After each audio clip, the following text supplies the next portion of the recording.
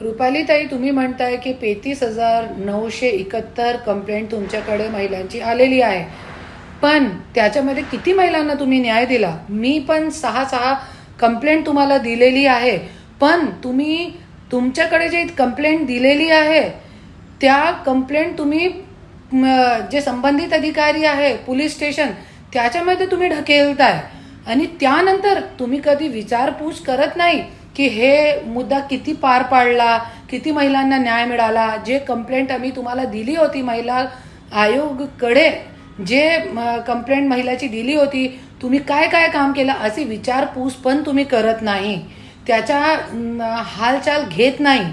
त्याच्यामुळे आज महिलांवरती अत्याचार वाढत चालले, महिला आत्महत्या वाढत चालली आहे.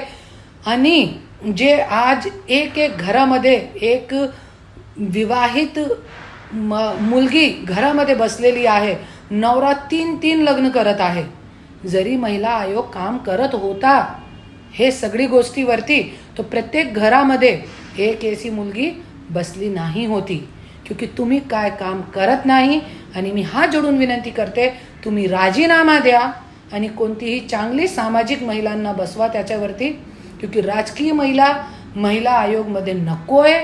आणि ज्याच्या काम फक्त इधर सभा घेणं उधर सभा घेणं नाही, प्रत्येक महिलांवरती जिथे तुमच्याकडे कंप्लेंट आलेली आहे त्या महिलांना प्रॉपर पोलीस स्टेशनमध्ये त्यांची कारवाई करून त्यांना न्याय देणं आणि त्यांची विचारपूस करणं, तुम्हाला न्याय भेटला की नाही भेटला.